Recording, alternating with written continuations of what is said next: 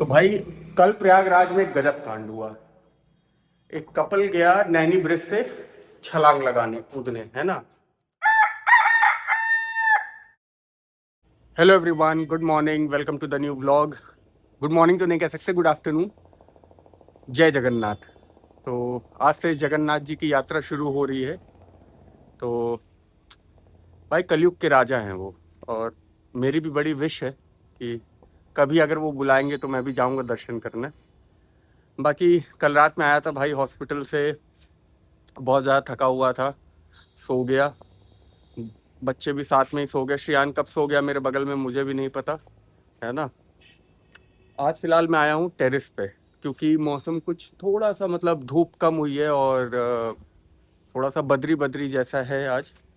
तो मैं आपको दिखाता हूँ, देखो छत पे मेरे कितने गमले हैं। तो बेसिकली पापा को मेरे पेड़ पौधों का बहुत शौक है, और आफ्टर रिटायरमेंट अपना ऐसे मतलब टाइम उनका निकले उसके वजह से उन्होंने बहुत सारे गमले ले आए थे, बहुत सारे पेड़ भी लगाए थे सुंदर सुंदर। बट अभी ऑलमोस्ट 7-8 महीना हो रहा है जब से वो बीमार हैं। तो तब से थोड़ा इसको ये मैनेज नहीं हो पा रहा है ना। वो ऑब्वियसली नहीं कर सकते, उनकी बॉडी थोड़ी वीक हो गई है पहले से। और हमें भी हार्डली टाइम मिलता है कि हम इतना देखें। बट चाचा हैं चाची हैं, वो लोग, उनको जब भी टाइम मिलता है वो यहाँ पे आके ऑलमोस्ट एवरी डे चाचा पानी वानी डाल देते हैं। बट हाँ, क्योंकि इतनी गर्मी पड़ी है इस बार तो पेड़ सूख गए। पापा हर साल गर्मी में जब ये पेड़ सूख जाते थे तो जब बारिश होती थी तो वो नए पेड़ ले आके लगाते थे पापा। बट अब देखते हैं, इस साल मैं आपको दिखाता हूँ कितने सारे गमले हैं, है ना। ये देखिए, लाइन से गमले रखे हुए हैं। खाद वाद भी सब पापा मिला के रखते थे। कुछ पेड़ हैं जो भी सही हैं, है ना। जैसे ये एक गुलाब का पेड़ है। ये कौन सा पेड़ है मुझे नहीं पता। That is aloe vera. मतलब इनको इधर इसलिए रखा गया है क्योंकि ये इसके नीचे थोड़ी सी शेड है, तो धूप से एटलीस्ट ये बचे रहे यहाँ पे। बाकी ये 2 सोलर की प्लेट यहाँ पे रखी हुई है, ये भी लगनी है, लग जाएंगी। और ये इतना लग चुका है ऑलरेडी। भाई ये बड़ा लेट लतीफ़ कर रहे हैं, है ना। काफ़ी दिनों से ये काम चल रहा है लेकिन ये काम कंप्लीट नहीं हो पा रहा है। ये देखिए इधर भी पेड़ हैं, ये पेड़ है। तो पापा बहुत सुंदर सुंदर पापा पेड़ ले आते हैं। ये पेड़, this this is a very expensive plant. ये एक्सपेंसिव है ना। और ये जैसे जैसे बड़ा होता जाता है इसकी कीमत बढ़ती जाती है। तो आई एम नॉट श्योर इसको कहते क्या है, बट हाँ आई रिमेम्बर पापा ने मुझे बताया था। तो ये सब पापा का लगाया हुआ है। दिख रहे हैं आप कितने सारे गमले खाली पड़े हुए हैं। अगर वो भी सही होते, उनकी हेल्थ ठीक होती, तो ये सारे गमले भरे हुए होते पेड़ों से। बाकी यहाँ से काफ़ी अच्छा दिखता है ना टेरेस से। अगर मैं आपको दिखाऊं,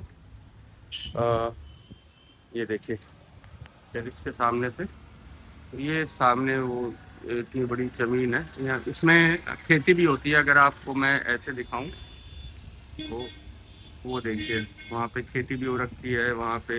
ये यादव जी की ज़मीन है, यहाँ पे गाय वाय भी हैं। तो कल रात में हुआ क्या कि यादव जी की 3 भैंसें कोई खोलकर चोरी कर ले गया।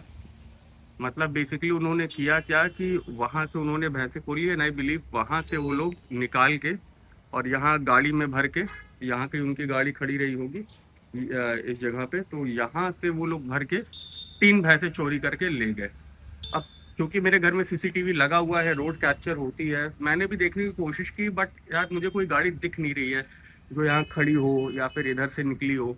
और ऑब्वियसली अगर वो भैंस उधर से निकाल रहे हैं तो गाड़ी वो इधर कहीं तो नहीं खड़ी किए होंगे, इधर ही खड़ी की गई, क्योंकि पीछे से ले आके वो वहां से वो वहां से वो पीछे से ले आके और यहाँ से वो गाड़ी में भर के ले जाते।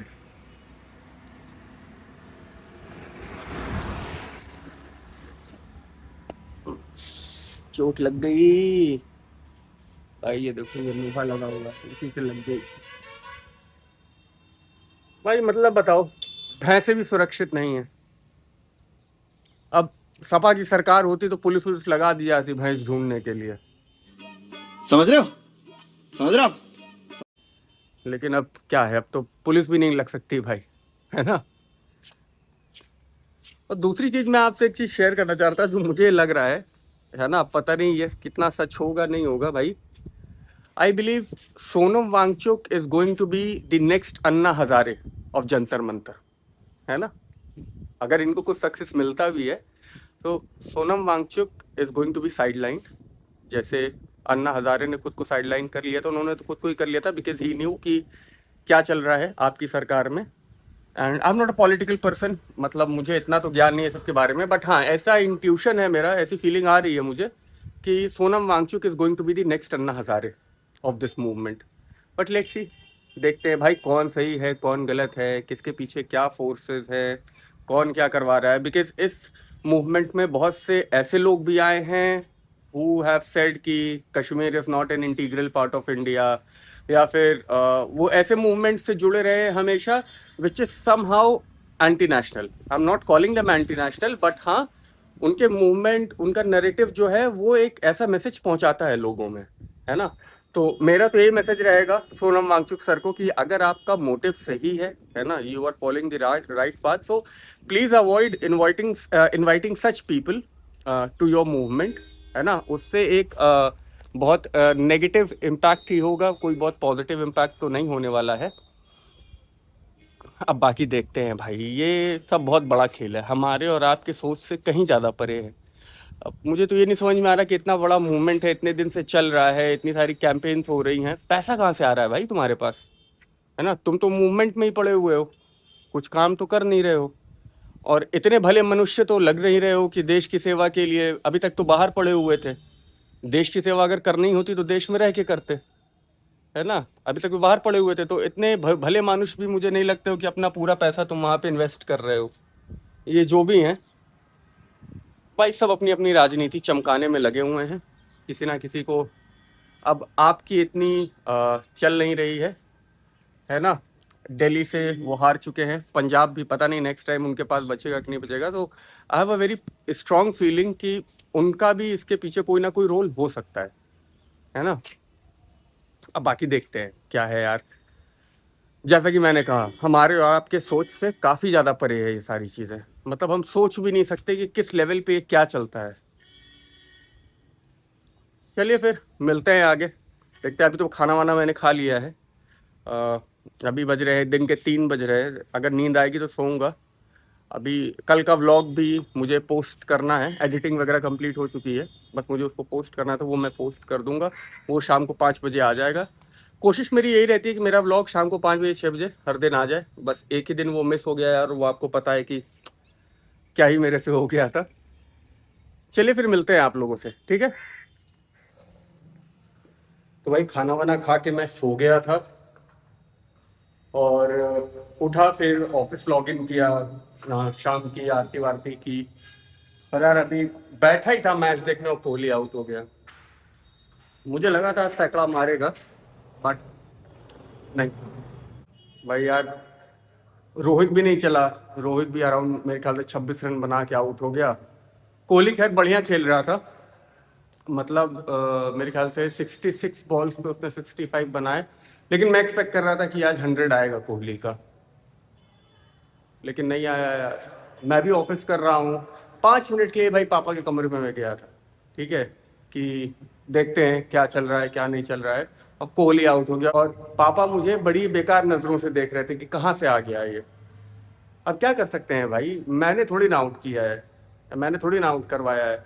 हाँ कह सकते हो कि मेरी किस्मत खराब थी, मैं कोहली का 100 नहीं देख पाया आज, क्या कर सकते हैं। तो भाई कल प्रयागराज में गजब कांड हुआ। एक कपल गया नैनी ब्रिज से छलांग लगाने कूदने, है ना, और लड़का कूद गया, और जैसे ही लड़का कूदा लड़की स्कूटी उठा के भाग गई। I am sorry, Bob. और वो बेचारा नीचे पड़ा है एकदम। खैर उसकी जिंदगी बच गई, उसको बचा लिया गया। तो भाई जिंदगी भगवान ने दी है, पाल पोस के बड़ा किया है माँ बाप ने, उसकी थोड़ी इज्जत करो। ये सब चक्कर में मत करो भाई, तुम तो चले जाओगे, तुम्हारे माई बाप सर पीटेंगे जिंदगी भर। तो ये सब मत करो, प्यार मोहब्बत करो ठीक है, बेवकूफ़ी मत करो उसमें। Your life belongs to your parents and to no one else. तो भाई अभी बज रहा है सुबह का 3:30 और अभी कुछ देर पहले मैं डिनर कर रहा था तो मैं इंडिया वर्सेस इंग्लैंड की हाइलाइट्स देख रहा था। भाई ये प्रसिद्ध कृष्णा, मतलब हम तो इसको राजेश खन्ना समझे थे, ये तो बच्चन निकला। भाई हैरी ब्रूक को 3-4 बार पेल्विक रीजन में उसने मारा है एक ही ओवर में, और वो बंदा सिर्फ सहला रहा था।